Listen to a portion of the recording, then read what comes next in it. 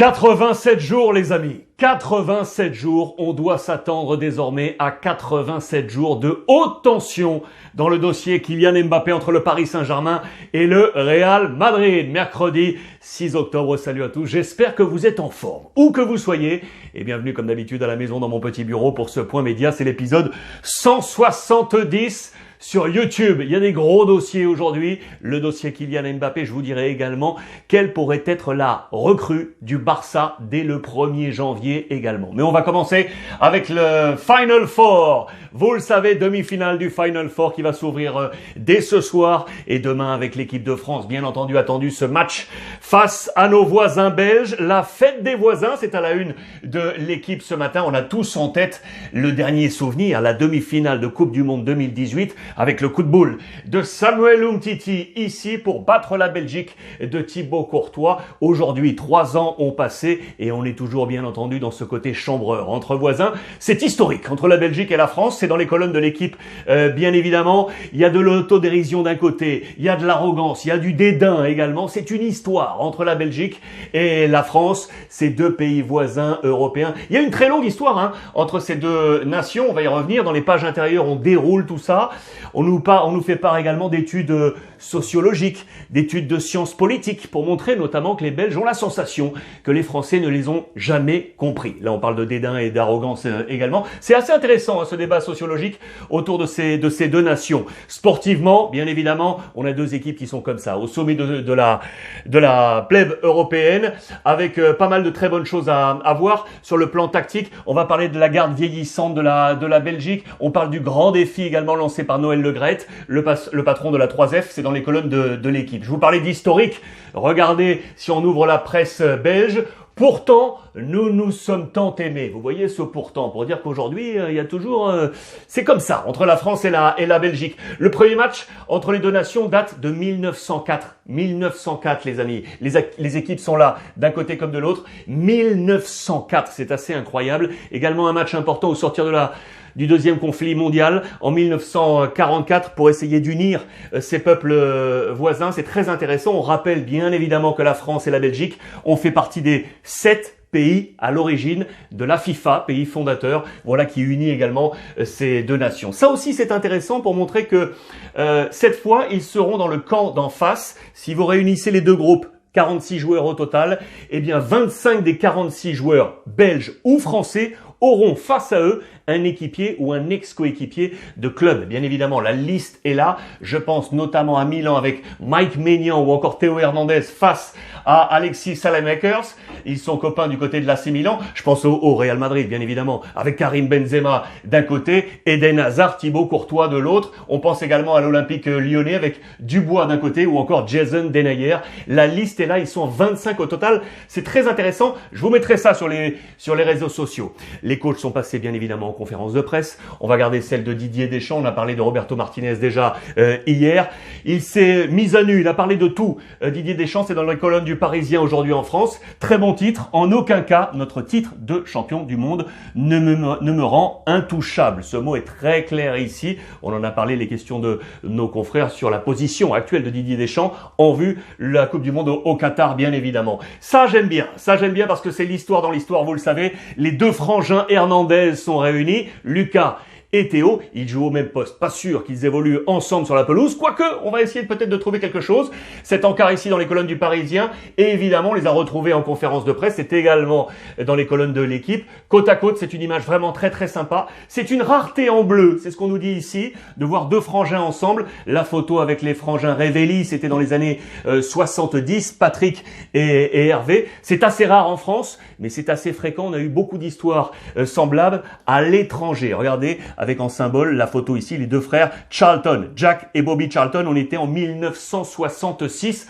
Allons-nous voir les deux frangins ensemble? Affaire à suivre entre la France et la Belgique. La Belgique qui s'inquiète, vous le savez, notamment de ses problèmes défensifs. parce qu'on est vieux, entre guillemets, côté belge, avec Vertonghen et Alderweireld. C'est un chantier qui est un peu au point mort. Il y a des solutions, mais on s'interroge. On s'interroge également sur les états de santé physique, comme Denayer, ou encore, en parlant d'Alderweireld, lui qui avait été touché par la Covid il y a peu. Vous le voyez, la défense tremblote déjà, et notamment parce qu'en face, on va avoir Mbappé, Benzema et Griezmann ensemble face à cette vieille garde. Ça va être un point intéressant, ça, un tactique dans ce match très attendu. Lukaku, parce qu'on parlait de l'attaque française, mais il y a Lukaku en face, le néo-attaquant de Chelsea qui est revenu du côté de l'Angleterre. On fait toujours ce parallèle avec Thierry Henry, vous le savez, Thierry Henry qui s'était associé à Roberto Martinez à 2 reprises pour être le coach individuel presque de Lukaku. Il y a des similitudes, c'est ce qu'on nous dit dans la presse belge.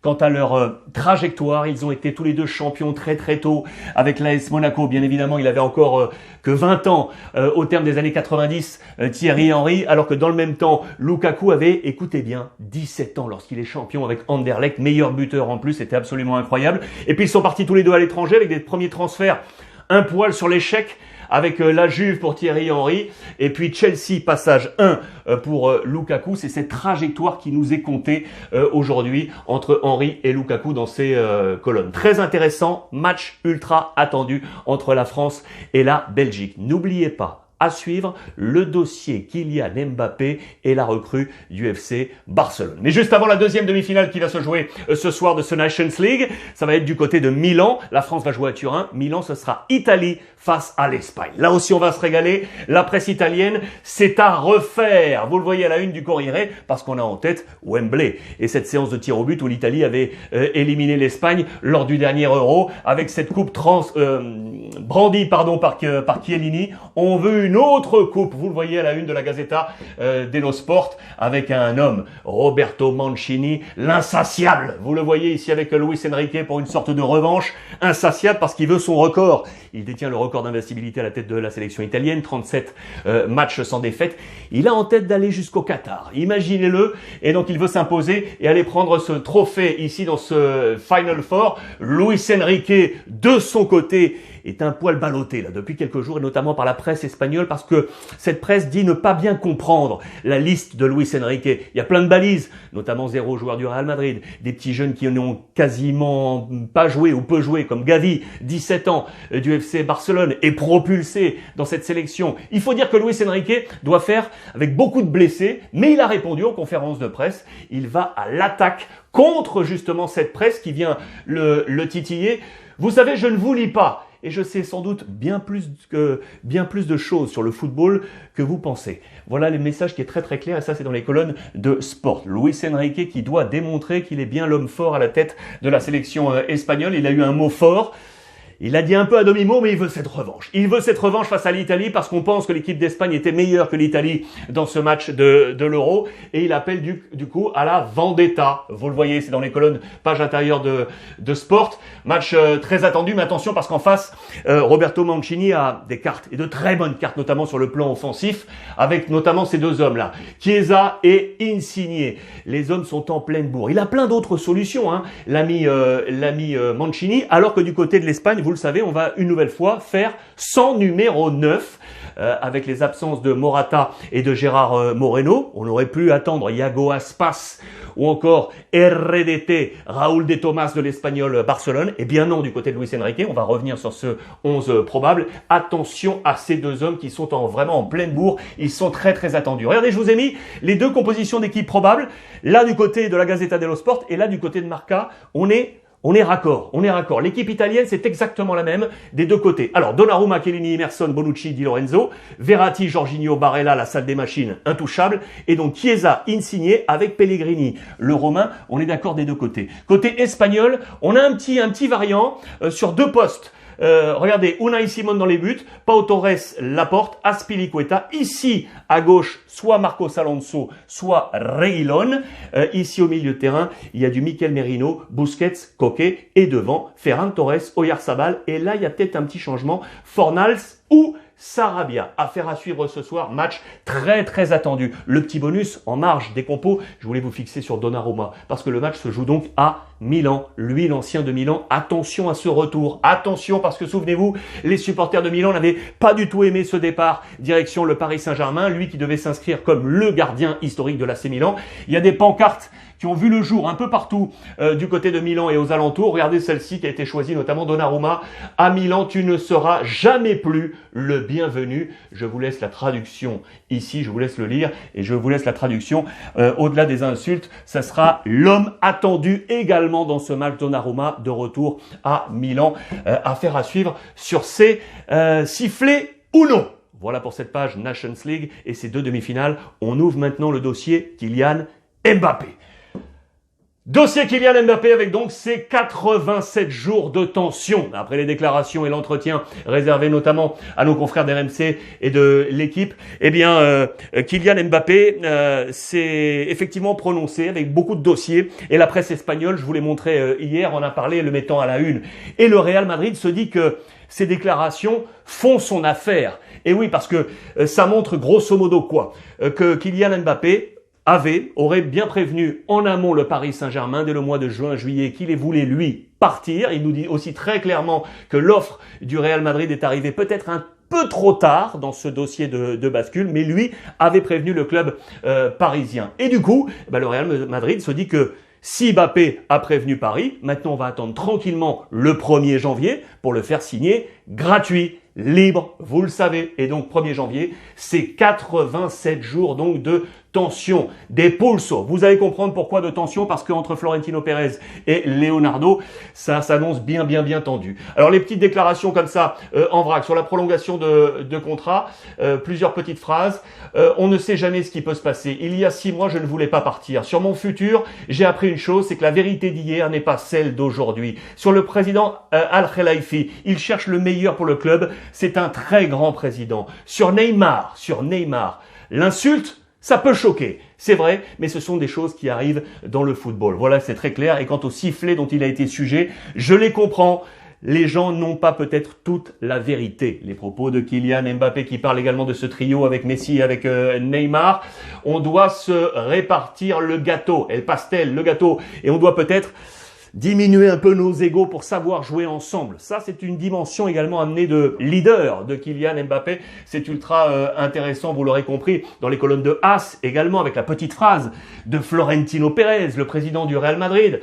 On va attendre le 1er janvier. On va attendre le 1er janvier pour voir si on a des solutions pour Kylian Mbappé. Je vous rappelle que économiquement, depuis plusieurs années maintenant, le Real Madrid s'est renforcé, et notamment sur ces 2 dernières années, pour faire venir Kylian Mbappé. Dès cette année, Florentino Pérez était prêt économiquement à avaler le salaire de Kylian Mbappé. Voilà pourquoi il nous le dit, l'offre du Real Madrid est peut-être arrivée un peu tard. Et puis enfin donc, en parlant de tension, parce que regardez, Leonardo est l'homme choisi par le Paris Saint-Germain pour se prononcer sur cette affaire, non pas Nasser El-Khelaifi le président, et Leonardo était très clair. Il a parlé de manque de respect. C'est le mot fort qui est revenu côté Paris Saint-Germain. C'est dans les colonnes également du Parisien aujourd'hui en France, vous l'aurez compris.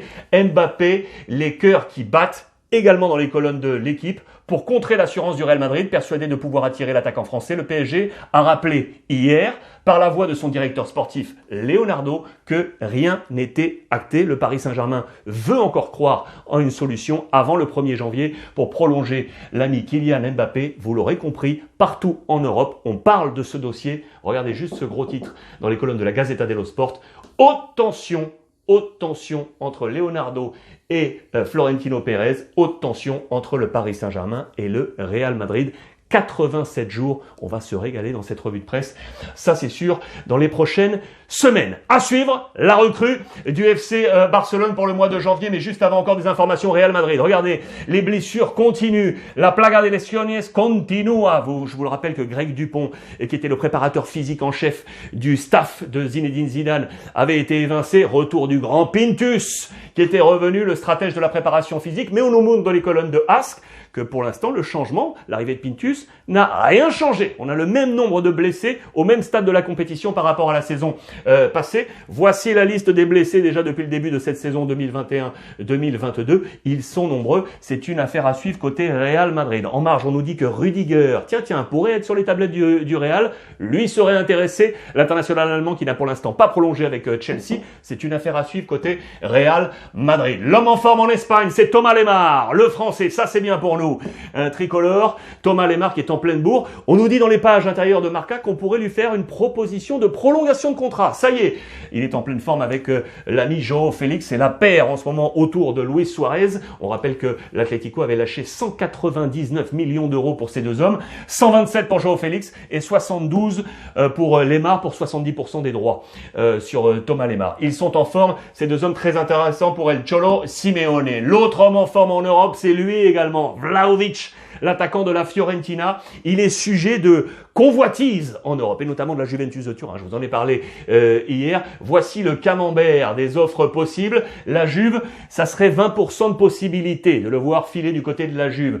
10% pour l'Inter Milan. Mais c'est la première ligue. C'est la première ligue qui semble être la possible destination de Vlahovic. 30% Tottenham, 40% Manchester City. 40%. Je vous rappelle qu'il est aujourd'hui à un petit peu moins d'1 million d'euros par saison, 0,8. Et que l'offre de la Fiorentina du président Comiso était aux alentours de 4,5 millions d'euros. Offre pour l'instant refusée. Affaire à suivre sur le dossier Vlahovic. Homme très intéressant. La Juve donc intéressée. La Juve qui, vous le savez, était dans son opération Dybala. Je vous en ai parlé hier. On va atteindre les 10 millions d'euros à l'année pour Dybala. Il est au cœur du schéma de Max Allegri qui est ici, qui va compter également sur deux hommes après la trêve internationale. C'est Arthur, dont on espère enfin le mieux du côté de la Juve, ex-Barça, et puis Caio, bien évidemment, le petit nouveau qui est arrivé, qui devrait s'inscrire dans ce schéma autour de l'ami Dybala.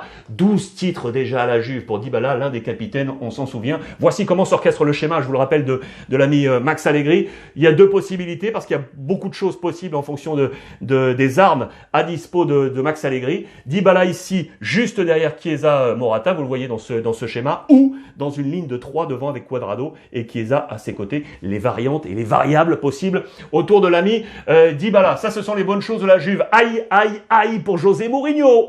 Tempête et nouveau chaos, infirmerie avec Smalling qui tombe de nouveau. L'ami Chris Smalling, ça c'est pas bon pour lui parce que depuis un petit moment, il ne cesse d'être blessé. C'est un nouveau chaos pour lui. On a en tête bien évidemment Zaniolo ou Verretou qui avait été gêné il y a plusieurs semaines. 19 matchs seulement en un an a pu être titularisé Smalling, l'anglais. Ça c'est un gros coup dur pour José Mourinho. Eux, ça y est, reviennent. Ils vont être ensemble. C'est Olivier Giroud, le français, avec Zlatan Ibrahimovic. Ils sont là. Les Diables sont contents parce que on va compter sur Olivier Giroud. Déjà 3 buts cette saison avec l'AC Milan. 286 minutes jouées. On compte sur Zlatan.